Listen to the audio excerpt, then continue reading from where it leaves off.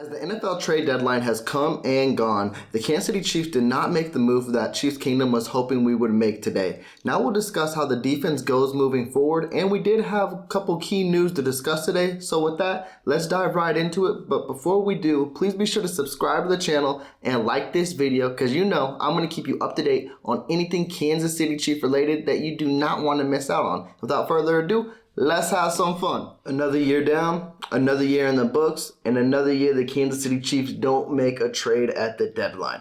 I swear, we go through this every year, and it feels like the speculation leading up to the trade deadline that the Kansas City Chiefs are always going to be big-time buyers, and that's just never how it pans out too. And I also kind of want to tone that down a little bit because, of course, I'm just focusing on today in general, and I don't want to disregard the Kadarius Toney trade because it is a good acquisition. But at the end of the day, we all know why you're here. We all know why I'm making this video, and we all had one guy in mind. And unfortunately, he is not a Kansas City Chief, and that is Josh Allen. And unfortunate is the big word too. And I basically bit on that pipe dream completely. And not just the Josh Allen pipe dream, because even though I thought it was a possibility, I still knew it would be a long shot to get. What I basically bit on was the Kansas City Chiefs were going to improve their pass rush today. And that just wasn't the case whatsoever. Now, there was reports that they were in deep conversations with the Jacksonville Jaguars, and so be it who you talk to. People say they were close. If you ask me, I don't think they were close based off of reports that came out. And we'll get into that right now and why I feel like it wasn't close whatsoever. So Jacksonville has noted all along that it would take at least one first-round draft pick to acquire Josh Allen. And the reports coming out is that Kansas City has offered multiple picks, including a second-round pick. Nothing to do with the first-round pick there whatsoever. So you're not really in a serious conversation whatsoever if you're not going to at least meet the bare minimum of what Jacksonville asked for. It's basically kind of like an offer of what the Rams did to the Panthers. They're like, oh, well, we're offering you 2 first-round picks, but yeah, they're 2030 and 2031 probably. Like, you guys don't have no first-round picks recent. We know we requested 2 of them, but you're nowhere in near our range. And I think that's what a lot of Chiefs Kingdom is looking at and trying to basically, put a Band-Aid over the wound on why we didn't get Josh Allen whatsoever. But just because you offer a second round and then multiple picks to equate into a first round pick, that is not what Jacksonville asked for too. And you also got to realize, and something I have been preaching through this whole trade deadline was, if you offer your second round pick, that is basically a third round pick.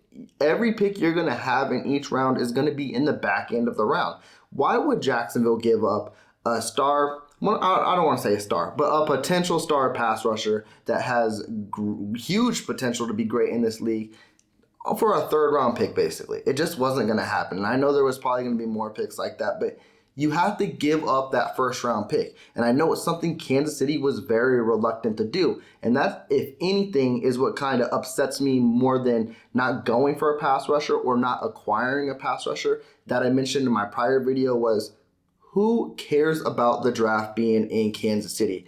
The Chiefs, and I don't want to pinpoint it on anyone like that, but we'll just focus on the Chiefs organization in whole.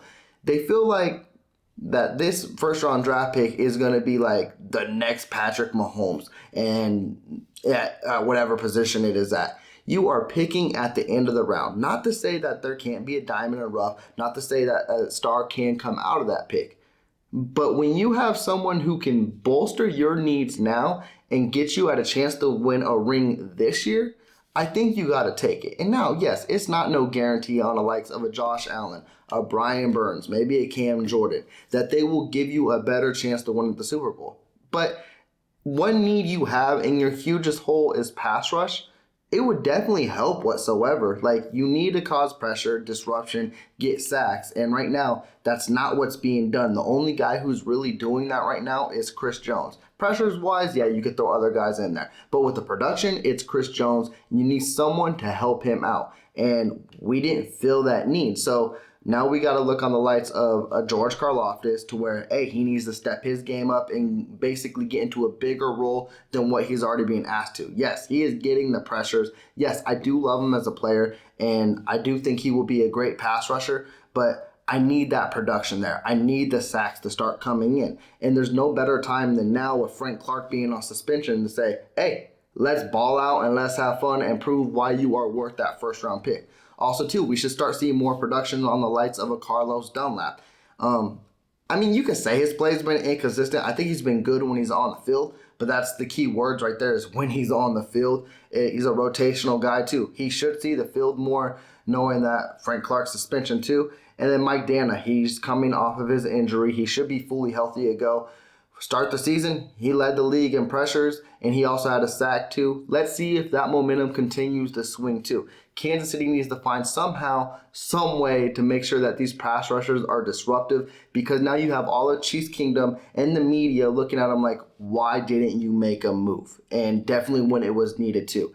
And that too as well. I get reports are they zoned in on Josh Allen. So it makes it seem like, which I'm speaking out of my ass right now because I don't completely know the full details, but zoning in to me makes it feel like they didn't really focus on any other pass rusher. They tried to get their guy, and it wasn't successful. That's what kind of bothers me too. If something doesn't work and you're talking to a team already like that, like give up a 6th round pick for Arden Key. Get some depth rotational guys in there. Get something for your pass rush to excel and click and make better. And it's kind of like when you swing for the fences and you don't get nothing, it's like, oh, damn, where are we now? What are we going to do? So it's just a whole real unfortunate situation. And does it really change my aspect on how I view the season's going to go? The Kansas City Chiefs did not get worse today. They just had a chance on making themselves better. And they didn't, unfortunately. Well, I'm going to pause that there. They didn't make themselves better in the pass rush. Later on in the video, we'll get more into depth on that. But they had a huge opportunity. I feel like they missed out. And I don't know. Now you got to hope like maybe a pass rusher gets released, but then they would be proclaimed waivers now because after the trade deadline, anyone that's released is on waivers. And the Kansas City Chiefs are going to be on the back end of those waivers because of how good their record is. So it's going to be very, very hard for Kansas City to look outside to try to improve their pass rush because that might not happen now. It's you got to trust your in-house and you got to hope things start clicking and those sacks start coming and coming and coming. But like I mentioned, for all those people who are basically trying to put a Band-Aid over the wound to say, hey, the Kansas City Chiefs did what they did and they basically had an offer that they thought was good and Jacksonville didn't want to do anything. It takes two to tango. I'm not buying into any of that either.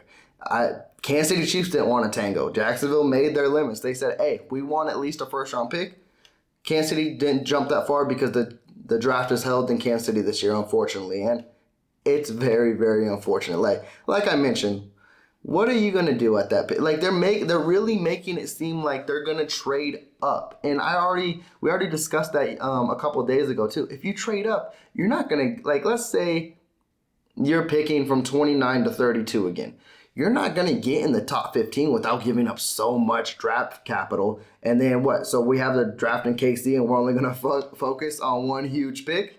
I don't think that's the case either. So it's just like, what is the deal? Like, I just don't get it. It's frustrating for me, Chiefs Kingdom, because you had a huge, and I mean huge opportunity to bolster that line, and it just didn't happen. Now, just because the Kansas City Chiefs didn't make the trade we wanted, they still made a trade, and they made it at the final seconds. It was a buzzer beater, but Rashad Fenton is now an Atlanta Falcon. They basically traded a conditional 7th round pick. It's basically saying, hey, can you get him off our books?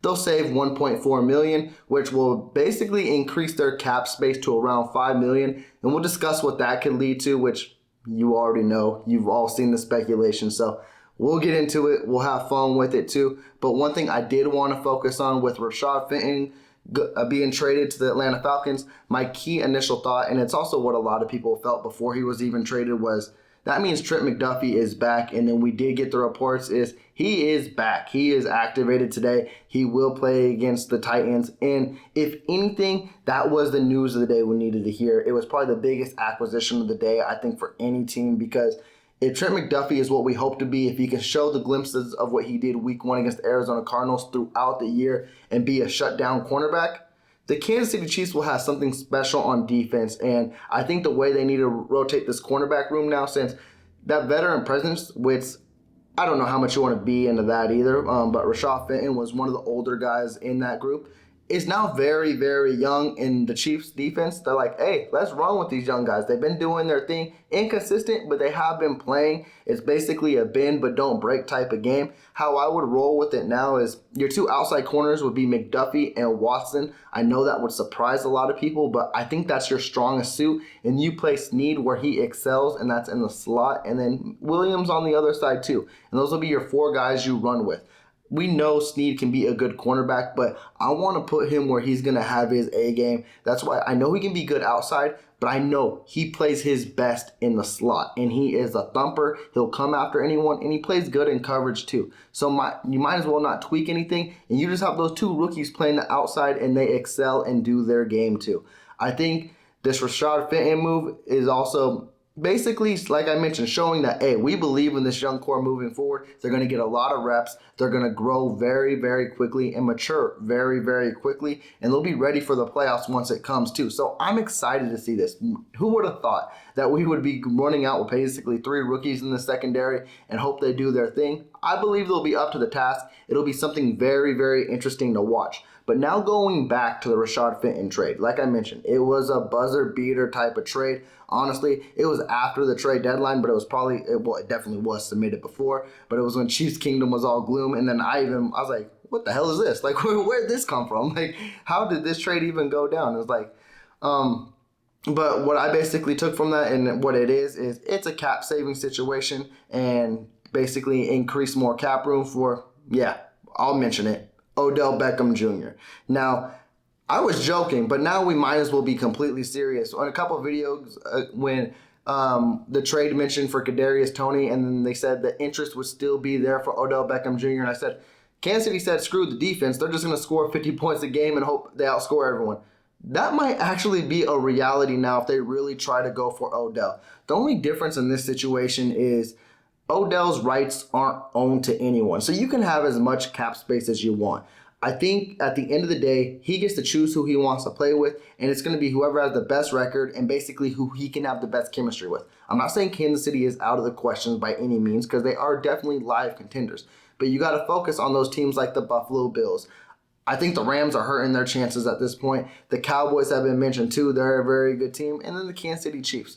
Kansas City's got to keep winning. And right now they say Odell looks like he'll be healthy early December. So that means, their slate of games, the NFL is any given Sunday. So you just never know. But next week they play the Titans, which I hate the Titans. I really, really hate the Titans. And we are going to get into my game preview in a couple days. But you guys are going to hear why I just don't like it. They're just a thorn in my side that I really don't like. And then they play, I think, the Jaguars. I think they play the whole AFC South. And they look like winnable games, but you never know what this season provides. So, but if Kansas City keep winning and they can keep being an interest to Odell, that would be huge addition because it's a veteran presidentship in the wide receiver room. And I know a lot of people are going to be questioning, you just traded for Kadarius Toney. Why do you need Odell Beckham Jr.?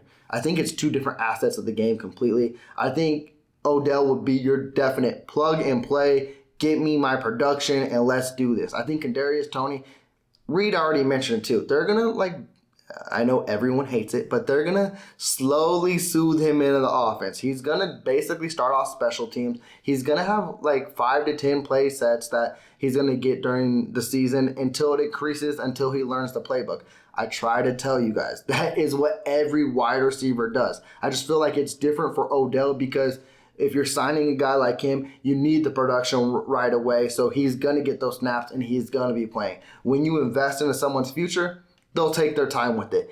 It's a known Kansas City Chief thing, unfortunately. And so that's why I'm not too opposed on bringing another wide receiver. And when I mean another, I'm only focusing on Odell Beckham because he's the only one that can basically bolster your offense to the next level. And a lot of people are like, well, how can you take this offense to the next level? Oh, trust me, you can.